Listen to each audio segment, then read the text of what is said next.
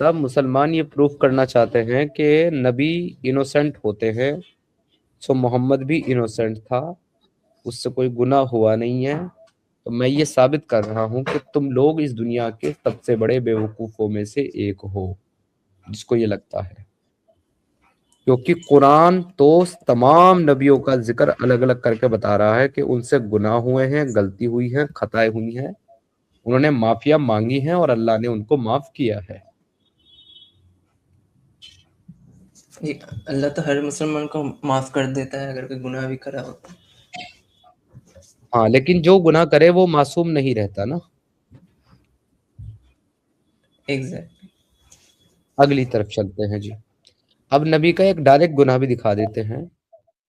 सूरह अत-तहरीम की आयत नंबर 1 फरमाती है, O prophet, why do you prohibit yourself from what Allah has made lawful to you, seeking to please your wives, and Allah is all forgiving and most merciful. ए नबी, तुम क्यों हराम करते हो अपने ऊपर उस चीज को जिसको अल्लाह ने तुम्हारे लिए हलाल किया है? क्या सिर्फ अपनी बीवियों को खुश करना चाहते हो? और याद रखो, अल्लाह खूब जानने वाला और माफ करने वाला है। तो क्वेश्चन ये है कि अगर नबी मासूम और इनोसेंट है और उससे कोई गुनाह नहीं हुआ है, तो अल्लाह के हराम को हलाल करना और अल्लाह के हलाल को हराम करना, इसका मतलब ये गुनाह नहीं है।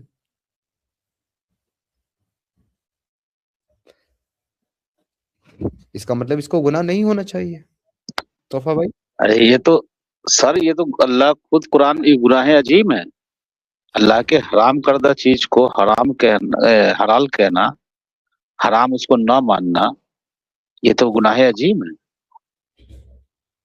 एग्जैक्टली सर, गुनाह अजीम है अगर ये अकॉर्डिंग टू सूरह अत-तौबा की आयत नंबर 29, जहां कुरान कहता है वला युहर्रिमूना मा हरमल्लाहु व रसूलुहु, और उसको हराम ना माने जिसको अल्लाह और उसके रसूल ने हराम किया है, वो बेशक गुमराह है। उसके साथ जंग लड़ो, क्योंकि वो ईमान वाला ही नहीं है। Not believe, not the believer, वो ईमान वाला ही नहीं है जो अल्लाह के हराम को हराम ना माने और अल्लाह के हलाल को हलाल ना माने। तो नबी एग्जैक्टली वही काम कर रहे हैं कि अल्लाह के हलाल को हराम मान रहे हैं, तो ये तो ईमान वाले ही नहीं रहे, काफिर हो गए। मगर फिर भी इनके प्यारे प्रॉफिट मोहम्मद साहब मासूम हैं, बेगुनाह है, उनसे कोई गुनाह नहीं हुआ।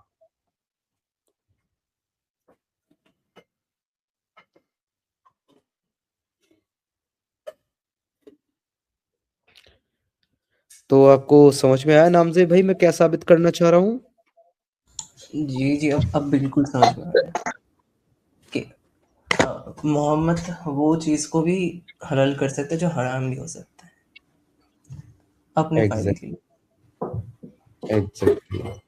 अनाहक बहन, welcome to the stream, thank you so much for being here.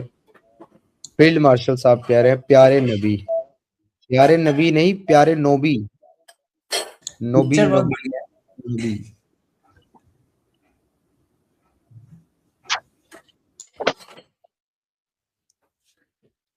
कभी कभी जब ये मुसलमान बोलते हैं ना प्यारे नबी, तो मुझे ऐसा महसूस होता है कि ये सब नबी की वालदा हैं, अम्मा हैं, क्योंकि वही कहती है बड़े प्यार से मेरा प्यारा बेटा, मेरा चांद सा बेटा। ये कहते हैं प्यारा नबी, नबी प्यारा नबी, नबी। ये अम्माएं हैं अपने नबी की, मुसलमान।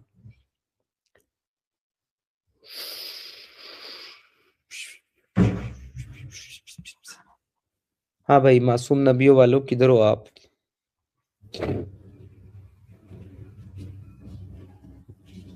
कोई है भाई ऐसा अब्दुल, ऐसा मोमिन, ऐसा अल्लाह का बंदा जो ये साबित कर सकता है कि नबी मासूम होते हैं, इनोसेंट होते हैं, उनसे गलतियां खताएं लफ्ज़ें नहीं होती? तो आ जाओ, ज्वाइन कर लो, आकर के साबित कर दो। और जिस आदमी के लिए ये स्ट्रीम, जिस आदमी के ऑफर पर मैंने ये स्ट्रीम का टॉपिक रखा है, इनोसेंट प्रॉफिट वाला, जिसका नाम सिराते मुस्तकीम है, अगर वो भी सुन रहा हो तो भाई वो भी आ जाए। आज इस टॉपिक के ऊपर बात करेंगे तुमसे, तुम्हारा ही दिया हुआ टॉपिक है। ओम कह रहा है कोई आया मोमिन? अभी तक तो कोई मोमिन नहीं आया है। अगर आपके पिटारे में कोई मोमिन है तो आप बीन बजाओ और निकालो उसको बाहर जरा, हम भी नागिन डांस देखें। ओम भाई, आपका तो उठना बैठना है गिरगिट मार गैंग यूनियन के साथ में, लाओ पकड़ करके किसी को।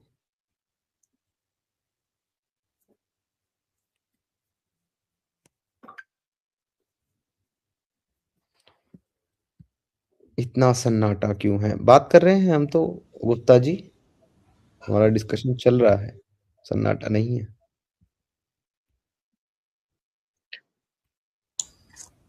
वैसे समीर भाई, ये हम लोग इतने जल्दी जल्दी किसी को बैन करने के बाद क्यों करते, या कहते हम कभी नहीं खेलेंगे व इस्तेमाल नहीं करेंगे? मतलब मेरा एक दोस्त है, पता है, तुम, वो ही मुसलमान है।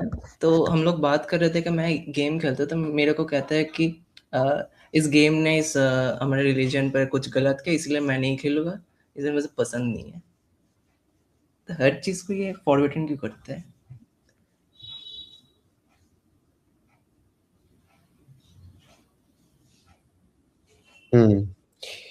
बात आपकी ठीक है साहब। अब मुसलमानों के पास बचा क्या है बेचारों के पास? इनको ना तो कुछ आता है, ना जाता है, ना पता है। आज मुझे एक मोमिन का मैसेज आया, 2-3 एक्स मुस्लिम्स के फोटो भेजता है, मेरा भी भेजता है, उसमें सलीम का भेजता है, और भी चैनल्स के फोटो भेजता है 2-3 के, और कहता है कि ये तुम 5-10 लोग जो हो, तुम इस्लाम को बदनाम कर रहे हो, तुम्हें पता नहीं है कुछ भी इस्लाम के बारे में। कुरान में लिखा हुआ है कि दज्जाल आएगा और लोगों को गुमराह करेगा, तो तुम वही दज्जाल हो, और ये है और वो है। तो मैंने उससे ये पूछा कि भाई चलो, आपके मुताबिक हमें तो कुछ पता नहीं है और हमने पढ़ा भी नहीं है, आपने कुरान पढ़ी है माशाल्लाह। तो पहले तो आप मुझे ये बताओ कि कुरान में दज्जाल का जिक्र कौन सी आयत में है? क्योंकि दावा उसका था कि कुरान में दज्जाल का लिखा हुआ। तो मैंने उससे जब से पूछा है, 2 दिन हो गए, आज तक वो वापस मैसेज नहीं कर रहा मुझे। शायद अब तक ढूंढ ही रहा है कि कुरान की कौन सी आयत में। मुझे भी लगा ढूंढ रहा है तोहफा वो। तोहफा में इस मतलब सचमुच दज्जाल के बारे में कुछ लिखा नहीं है कुरान में? हवा में बात है कि ये वो तो तफसीरों में लिखा है ना दज्जाल उज्जाल के बारे में हदीस। तफसीरों में है, हदीसों में है, लेकिन कुरान में दज्जाल के बारे में कोई जिक्र नहीं है नाम जैसा। और दज्जाल के टॉपिक पे एक आजूद माजूद के बारे में है, कुरान के अंदर में सूरह बकरा में आया है जिक्र याजूज और माजूज के बारे में। जी जी बिल्कुल बिल्कुल, लेकिन दज्जाल का जिक्र नहीं है। दिलशाद भाई हमारे साथ जुड़े हैं। दिलशाद भाई माइक अनम्यूट कर लें अपना।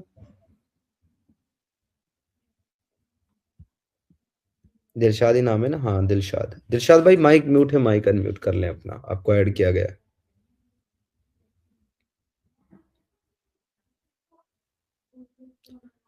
दिलशाद भाई अपना माइक अनम्यूट जब तक आप करेंगे नहीं, तब तक आपकी आवाज हमें नहीं आएगी। सो प्लीज अपना माइक अनम्यूट कर लें सर। अपने अगर फोन से जुड़े हैं, नीचे की तरफ देखिए, स्क्रीन के नीचे की तरफ, वहां पे एक माइक का बटन बना हुआ होगा, उस पर लिखा होगा अनम्यूट। उस पर क्लिक करेंगे तो आपका माइक अनम्यूट हो जाएगा सर।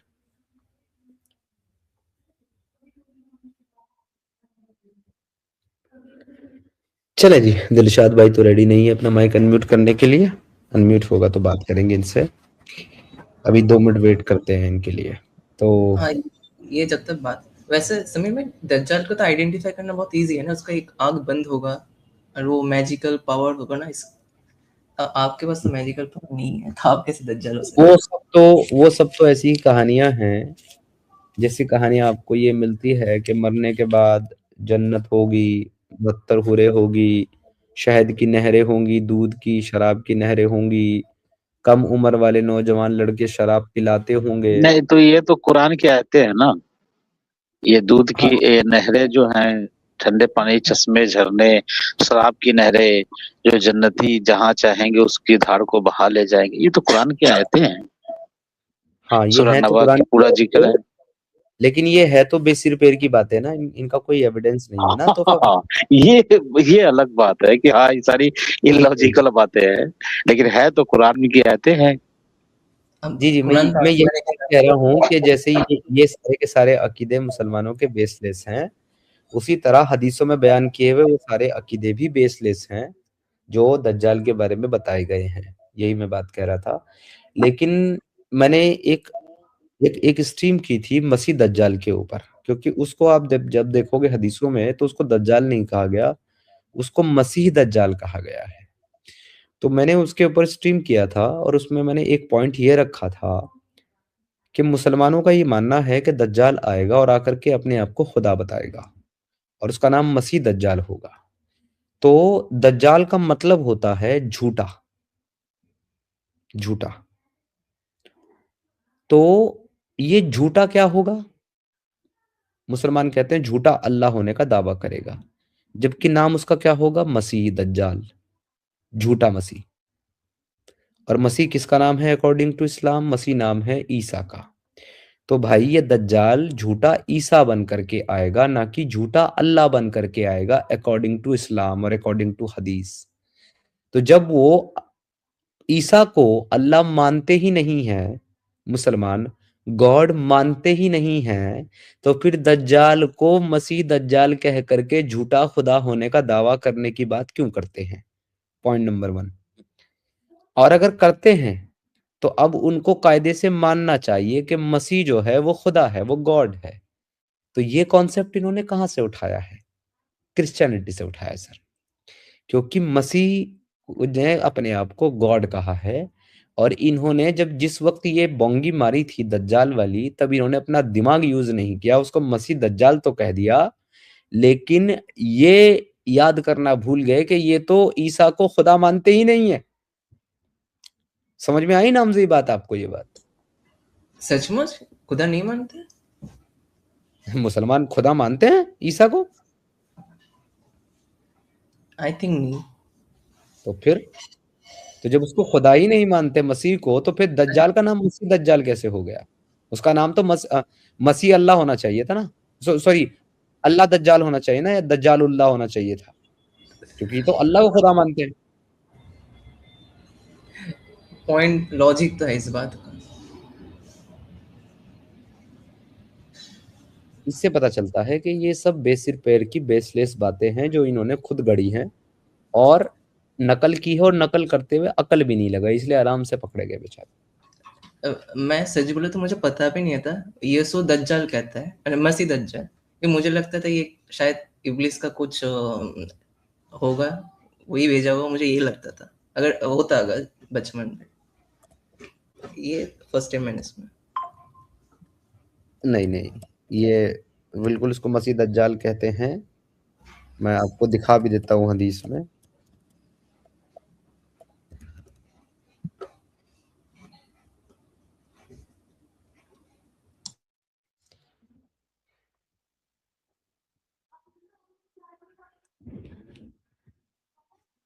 वो जो आप एक आंख वाला बता रहे थे ना, वो एक हाँ आंख हाँ। वाला हदीस है सही बुखारी का 3058, और 2934 सही मुस्लिम में लिखा हुआ है कि उसके माथे के बीच में जो है वो काफिर लिखा हुआ होगा। अच्छा, काफी हाँ, कुछ तो होगा बीच में, वो पता था काफी। अच्छा।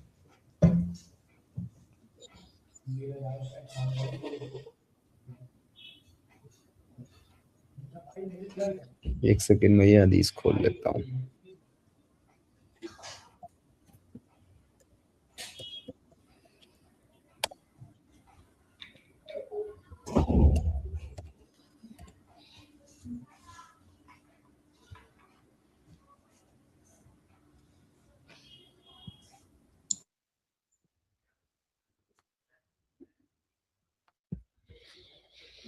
देखिए ये वो हदीस है जो अनस से रिवायत है, सही बुखारी की हदीस नंबर 71-31 है।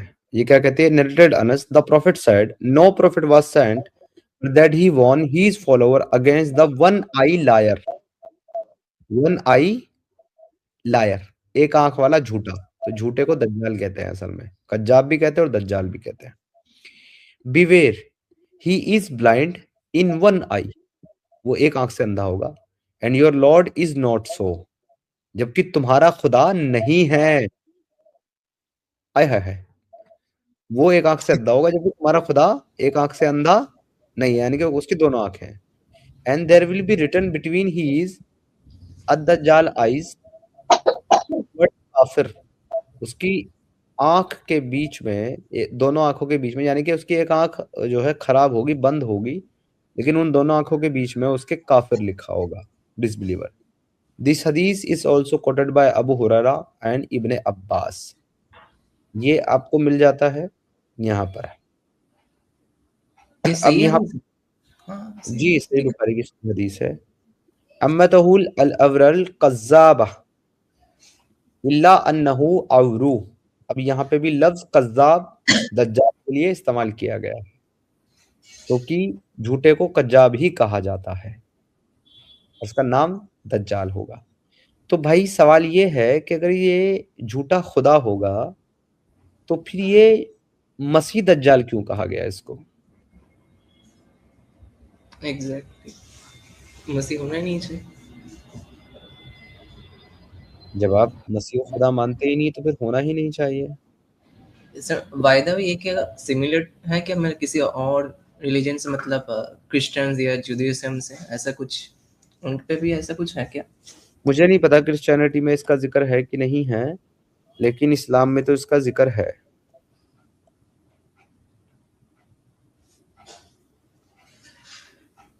एक और हदीस है, मैं वो भी देख लेता हूँ।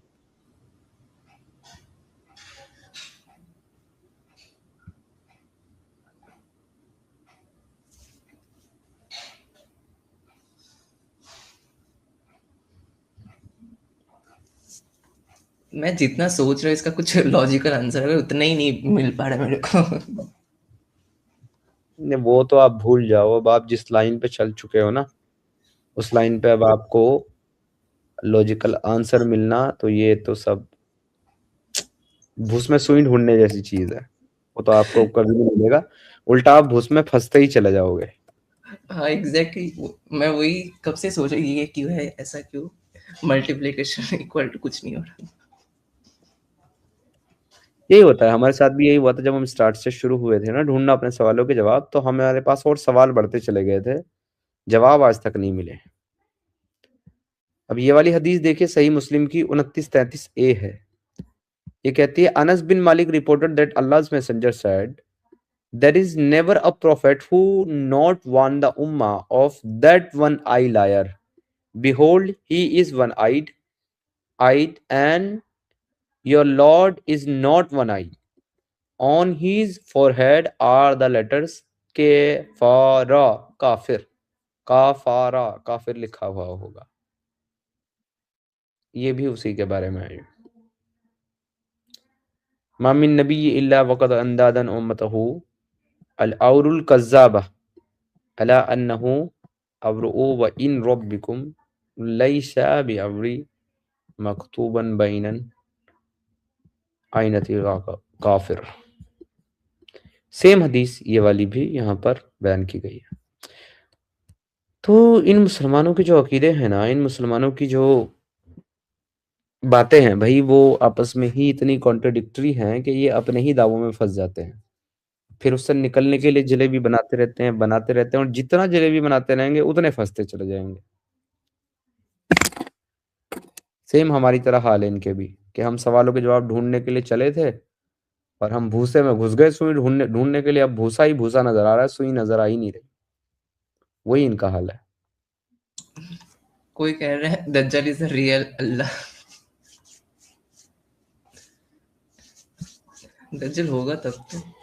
इस सबसे नहीं, दज्जाल रियल अल्लाह नहीं है, ना नकली अल्लाह है, दज्जाल नकली मसीह है। और अगर इस्लामिक टीचिंग्स को और आयतों को, टेक्स्ट को आप ध्यान से पढ़ोगे, तो आपको समझ में आएगा कि नकली मसीह जो है वो मोहम्मद है, लिहाजा मोहम्मद ही दज्जाल है। ये हाँ पॉइंट है इसका, क्योंकि वो भी झूठा ही बोलता था ना। कुरान कहता है ना मूसा और ईसा के मानिंद नबी, तो वो कौन है? मोहम्मद ही तो है। तो उनके जैसा नबी मोहम्मद। और कुरान में जहां जहां मोहम्मद का नाम आया 4 मरतबा और एक जगह अहमद आया है, वो भी पोर्ट्रे करता है जीसस को, ईसा को, ना कि मोहम्मद को। तो ये मोहम्मद तो झूठा ईसा है भाई, झूठा जीसस है जिसको ये नबी मानते हैं। तो यही दज्जाल है।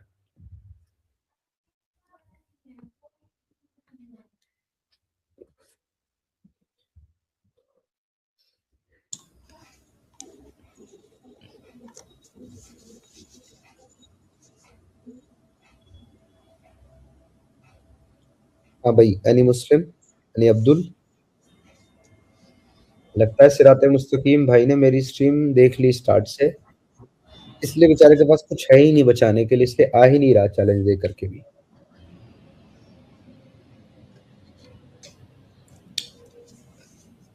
वैसे भी नबी को इनोसेंट प्रूफ करना मुश्किल ही है। आई डोंट थिंक इतना इजी होगा लॉजिकली देख के। इलॉजिकली तो कुछ भी हो सकता है। मुश्किल नहीं है भाई मेरे, नामुमकिन है। जो चीज है नहीं उसको साबित करना कैसे पॉसिबल है? जी जी।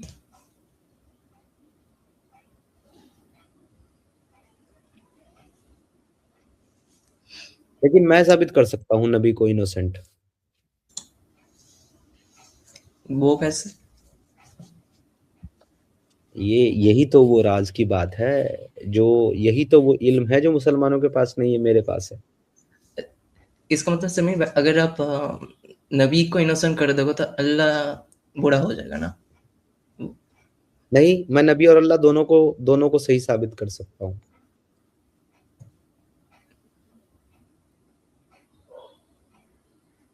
मैं सोचने का कोशिश कर रहा था, समझ में नहीं आई।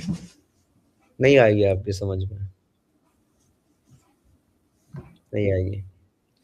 लेकिन ये रियलिटी है कि जो मुसलमान में यहाँ आकर के हमारे सामने जलेबी बनाते हैं, राउंड राउंड घूमते हैं और ये सोचते हैं कि वो अपनी बातों में हमें फंसा लेंगे, उनको इसका जरा सा भी आइडिया नहीं है कि वो काम अगर हम कर रहे होते हैं ना,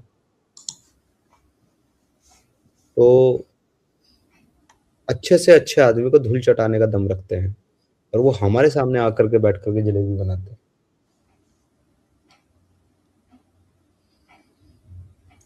जी जी। तो ये बात मुसलमान पहले मानते नहीं थे नामज़ेब भाई और तोहा भाई, ये बात अब मुसलमान जानने भी लगे हैं और मानने भी लगे हैं, इसीलिए उनका आना जो है हमारे चैनल पर लगभग बंद हो गया है। बिल्कुल। नहीं, कुरान में दज्जाल पूरे कुरान में कहीं भी जिक्र नहीं है। हालांकि कई मुसलमान एक सूरह कहफ की आयत से जोड़ते हैं, लेकिन नहीं है, जिक्र नहीं है। जिद करते कई लोग। नहीं, वो सूरह कहफ की आयत को तो ये कहते हैं ना कि इसे पढ़ोगे तो दज्जाल का असर नहीं होगा। तो ये भी देखो ना, लॉजिकली किसी का आंख पर काफिर अगर लिखा भी हो दिखेगा कैसे? उसका पीपल कहा गया? ये नहीं, हो वो उसमें सकता है। लिखा हुआ है हदीस में, उसमें हदीस में लिखा हुआ है ना कि जो मोमिन होगा वो साफ साफ पढ़ लेगा, काफारा लिखा होगा काफिर। हम्म। नहीं, और जो इसका तो कच्चे ईमान वाले होंगे याजूज और क्या आएगा? माजूज का जो जिक्र है वो तो बिल्कुल है कुरान में। जुल्करनैन का है, जुल्करनैन वाले वाक्य में है। और 18 से 94 से लेकर 99 तक आयत में है। फिर सूरह अंबिया में जिक्र आया है, याजूज और माजूज खोल खोल दिए जाएंगे।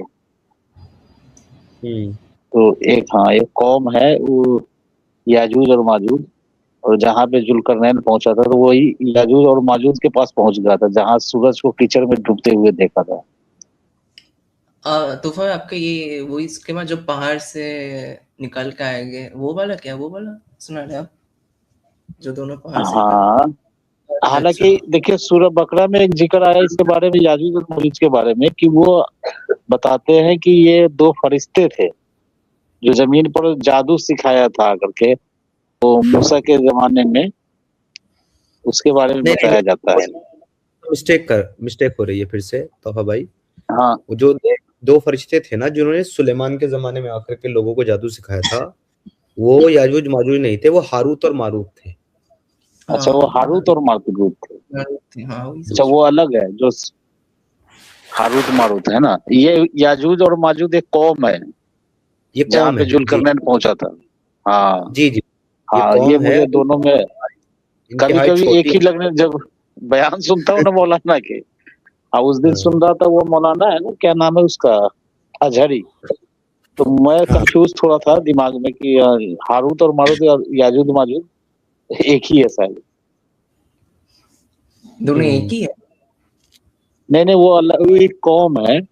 और जो मैं जिन की बात, एक फरिश्ते की बात कर रहा हूँ, जो दो फरिश्ते अल्लाह ने भेजे थे जमीन पर जादू का इल्म लेकर हाँ सिखाने के लिए, तो वो अच्छा, हारूत और मारूत है मैं फरिश्ता। गेस करना चाहता हूँ, ये मैजिक से आई थिंक काला जादू भी मुसलमान के लिए फॉरबिडन हुआ था ना, इन लोगों की वजह से ना। चलो उस पे बात करते हैं। अवधेश भाई से मैं सवाल पूछता हूँ एक। अवधेश भाई, आपका ये जो कमेंट है ये मैं लूंगा, लेकिन मुझे सिर्फ एक चीज पहले आप बताइएगा जरा। मेरा सवाल आपसे ये है कि क्या आप मानते हैं कि योगेश्वर भगवान श्री कृष्ण के अंदर अहंकार था? आप मुझे इसका जवाब हाँ या ना में दीजिएगा, फिर मैं आपको आगे का जवाब दूंगा आपके इस आर्गुमेंट का, इस आपके कमेंट का जो आपने किया है ना सर। क्योंकि आपको सिर्फ मिसअंडरस्टैंडिंग हुई है मेरी बातों से, मेरी बात को समझने में आपने गलती की है, जिस वजह से आपने ऐसा कंक्लूजन निकाला है मेरे बारे में कि मुझे अहंकार हो गया है। तो यदि आप मेरे सवाल का जवाब दे देंगे जो मैंने आपसे पूछा है, तो मैं आपको समझा सकूंगा रिलेट करके। अच्छा, इससे ना फिर कुछ और गलत मत समझ लेना कि मैं आपको भगवान श्री कृष्ण के विषय में पूछ रहा हूं तो मैं अपने आप को कृष्ण के बराबर समझ रहा हूं क्या? प्लीज ऐसा फिर से कोई गलत फहमी मत ले लेना अवधेश गुप्ता जी। जितना मैंने सवाल पूछा है केवल उतना मुझे बताइए। अच्छा, तो अवधेश भाई का जवाब आएगा कि नहीं, भगवान योगेश्वर श्री कृष्ण में अहंकार नहीं था। तो भगवान श्री कृष्ण तो अर्जुन को कहते हैं कि हे अर्जुन, मैं ही सभी तत्वों का बीज प्रद पिता हूं और मुझसे बढ़कर इस संसार में दूसरा कोई नहीं। मैं हर श्रेणी में सर्वश्रेष्ठ हूं। तो क्या इसको आप अहंकार कहोगे या आप इसके पीछे की रीजनिंग को अर्जुन को समझाने का एक प्रसंग कहोगे श्री कृष्ण को? ये मेरा आपसे सवाल है। और जहां तक मैं समझता हूं तो वो अर्जुन को केवल एक प्रसंग समझा रहे हैं योगेश्वर श्री कृष्ण, इसलिए उसको एग्जाम्पल दे रहे हैं सर्वोच्च श्रेणी का, हर श्रेणी में सर्वोच्च होने का। तो मैंने जो कमेंट किया था जिसके ऊपर आपने ये वाली बात कही, जिसको मैं अब पढ़ता हूँ जवाब देने के लिए। समीर भाई, शायद आपके भीतर अहम ईगो जन्म ले रहा है। मुझे लगता है आप जैसे बुद्धि के मालिक को ये सब शोभा नहीं देता। तो ये आपकी मिसअंडरस्टैंडिंग ही थी मेरे उस कथन में कि अगर मैं जलेबी बनाने पे आ जाऊं तो अच्छे से अच्छे समझदार इंसान को धराशायी कर सकता हूं। उसमें अहंकार नहीं था, उसमें लोगों को ये समझाना था, उसके पीछे की रीजनिंग बताना था कि जो जलेबियां आकर के मुसलमान एक्स मुसलमानों के सामने बनाते हैं और ये समझते हैं कि वो एक्स मुसलमानों को चुप करा देंगे या उनसे जीत लेंगे, तो ये उनकी केवल गलतफहमी है। क्योंकि उनकी नॉलेज जो है उन मुसलमानों की जो जलेबी बनाते हैं, जो पढ़े लिखे नहीं है, जो इस्लाम जानते नहीं है, सिर्फ झूठ बोलते हैं, उनकी नॉलेज एक्स मुस्लिमों के सामने, एक समंदर के सामने कतरे के बराबर भी नहीं है। ये चीज मैंने उस वक्त कही थी। तो वहां पे मैंने किसी ये नहीं कहा था कि मैं किसी मेरी जो नॉलेज है वो किसी भी विद्वान, किसी भी इंटेलिजेंट इंटेलेक्चुअल किसी एक्स मुस्लिम से ज्यादा है, ये नहीं मैंने कहा था। मेरा पर्पस वहां कहने का ये था कि हमारी जलेबी बनाने की जो कैपेसिटी है वो इन मुसलमानों से 1000 गुना ज्यादा है, फिर भी ये हमारे सामने जलेबी बनाते हैं। सर, मैं ये मैसेज कन्वे करना चाह रहा था, इसी को समझने में आपसे मिसअंडरस्टैंडिंग हुई, इसलिए आपको सर ऐसा लगा। वरना मेरे जैसा आदमी जो इस बात को बखूबी जानता है कि रावण के भीतर कोई बुराई नहीं थी सिवाय अहंकार के, मद के, और इसी के कारण उसकी हजार अच्छाइयां भी उसकी इस बुराई के पीछे छुप गई और ये बुराई उसके नाश का कारण बनी। तो ये जानते हुए सर मैं तो अहंकार नहीं कर सकता, मैं करता भी जी नहीं जी, हूँ। बिल्कुल बिल्कुल बिल्कुल बिल्कुल। लोग तो मेरे बारे में ये तक कहते हैं कि आप बहुत डाउन टू अर्थ हैं। मैंने कभी किसी चीज का भाई अहंकार नहीं किया और मेरी यही प्रार्थना है उस परम सत्ता परमेश्वर ईश्वर से कि मुझे दुनिया में सब कुछ देना, लेकिन मुझे कभी अहंकार ना देना, और मुझे इतनी चीजें देना जितनी चीजों को मैं संभाल पाऊं, इतनी मत देना जो मेरे सर पे चढ़ जाए, चाहे वो ज्ञान हो, चाहे वो इज्जत हो, चाहे वो नॉलेज हो, बल्कि चाहे वो सम्मान। समीर भाई, हम तो देखिए एक्स मुस्लिम जो है रोज कुछ ना कुछ नया सीखते हैं, जानते हैं, और जानने के बाद ये एहसास होता है कि यार हम कितना कम जानते हैं। बात समझ रहे हैं? हालांकि अवधेश भाई साहब ने जो पता नहीं किस चीज के बदले में आपको ये ऐसा कमेंट किया है, मैं नहीं जानता हूँ। लेकिन अगर आप किसी भी विषय पे टॉपिक पे बात करना चाहते हैं तो संडे को जो नॉन मुस्लिम होती है उसमें समीर भाई से आके बातें कर लीजिए, क्या वैसे दिक्कत है इसमें? मैं जितने दिन समीर भाई को देखा मुझे नहीं लगता है कि समीर भाई को कोई ईगो हो सकता है। अगर होता तो ये सब नहीं करते ना। नहीं, सही बात है। देखिए ज्ञान को लेकर के तो ईगो होना ही नहीं चाहिए, क्योंकि दुनिया एक इतनी बड़ी मतलब के ये एक कैनवस है कि आप कभी सीख ही नहीं पाएंगे। मरते मरते जो आपका लास्ट जो पाँव जो होता है ना, शमशान में होता है या कब्र में होता है, तभी तक इंसान कुछ ना कुछ सीखता ही रहता है। और जिसको जिस दिन ये भ्रम हो जाए, घमंड हो जाए, जैसे रावण को हो गया था, ईगो हो गया था कि मैं दुनिया का सबसे मतलब के महान और ज्ञानी हूँ, तो वो उसका भ्रम टूट जाता है। हमें ऐसे हिस्ट्री मिलते हैं भाई बहुत सारे। तो तो कोई हमें विद्वान अपने आप भले ही उसको दुनिया माने कि बहुत, समीर भाई को मैं मानता हूँ कि भाई बहुत इल्म वाले हैं, लेकिन अगर खुद समीर भाई को ये मतलब अहंकार हो जाए कि भाई मुझे दुनिया बहुत बड़ा इल्म वाला समझता है, तो वाकई में मैं हूँ तभी तो समझता है। तो ये होना मतलब कि एक अलग गलत चीज है अपने आप में। अगर तो ये तो समझिए रावण से तुलना के बराबर बात है, होनी नहीं चाहिए। तो वह सबको ही हर एक चीज में ज्ञान ज्यादा होता है। सबके पास ही कुछ ना कुछ होता है जो वो ज्यादा जानते होंगे। इसमें कोई बड़ी बात नहीं। अरे आप तो एक बच्चे से भी कुछ ना कुछ सीख लेते हैं। अगर आपके अंदर सीखने की भूख होती है और इल्म पाने की भूख होती है, तो आप किसी बच्चे से भी कुछ ना कुछ एक नया चीज सीख लेते हैं। ये मैंने हाँ, तजुर्बा किया, अपनी जिंदगी में तजुर्बा किया है। जी। नायक जी कह रहे हैं भगवान श्री कृष्ण जी ने तो अर्जुन को ज्ञान दिया था क्योंकि सच को सच कहना अहंकार नहीं है। एग्जैक्टली अहंकार की वैसे भी अगर आप डेफिनेशन देखो ना, समझो उसको, तो आपको एक चीज समझ में आएगी कि कोई आदमी अपने आप को सबसे महान समझे, ये जाने बगैर कि दुनिया में उससे महान कोई दूसरा हो सकता है या नहीं, है या नहीं, ये जाने बगैर वो उसकी ना ये जानने की इच्छा भी नहीं होती कि मेरे से ज्यादा ज्ञानी कोई हो सकता है, कोई महान भी हो सकता है, कोई बड़ा भक्त हो सकता है। ये जाने बगैर वो खुद से जब खुद को डिक्लेयर कर देता है कि भाई जो कुछ हूं इस दुनिया में सबसे बड़ा वो मैं ही हूं, मेरे से ऊपर कोई हो ही नहीं सकता, तो वो सत्य को, सच को मानने से इनकार कर देता है। कहता मैं सच मानना ही नहीं चाहता, ना जानना चाहता हूं, इसलिए मैं खुद ही ये तय कर चुका कि भाई मैं ही सबसे महान हूं। तो इसको कहते हैं अहंकार, जो कि रावण को हो गया था। क्योंकि अगर रावण को ये अहंकार ना होता तो रावण राम को महान मानता और ये मानता कि हाँ मेरे से महान तो स्वयं राम मौजूद हैं, नारायण के अवतार मौजूद हैं स्वयं जो मेरे से महान है। लेकिन उसने अपने अहंकार में राम को छोटा मान लिया और खुद को बड़ा मान लिया। तो यही वो चीज है कि जब रियलिटी ना होते हुए भी आप किसी चीज को अपनी हकीकत मान करके अपने आप को सबसे महान मानते हैं, उसको कहा जाता है अहंकार, और वही आदमी के पतन का कारण बनता है। बिल्कुल आपने सच बात कही नायक जी। जी जी बिल्कुल। अच्छा चलिए, ये तो इस सीन फिर डाइवर्ट हो जाएगा। तो जो हाँ, हमारे गुप्ता टॉपिक। जी है ना, गुप्ता जी से गुजारिश करना चाहूंगा कि संडे को जो नॉन मुस्लिम लाइव स्ट्रीम होती है उसमें आइए, ज्वाइन कीजिए, मजा आएगा। हम लोग आराम से डिस्कस कर सकते हैं किसी भी टॉपिक पे, उनका जनरल कॉन्सेप्ट टॉपिक पे भी। वैसे उनका कॉन्सेप्ट क्लियर हो गया तो हाँ भाई, उन्होंने लिख दिया था कि सॉरी सर आप सही बोल रहे हैं, थैंक यू। तो अब उनको कोई सवाल है नहीं वैसे।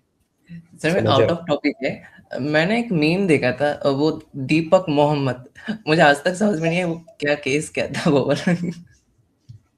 सुना है आपने ये दीपक मोहम्मद? अरे कुछ नहीं है भाई, सेक्युलरिज्म और लिबरलिज्म की पीपनी है बज रही है, और कुछ नहीं है बस। ठीक है, दीपक मोहम्मद तो बहुत हैं, राम मोहम्मद नहीं मिलता।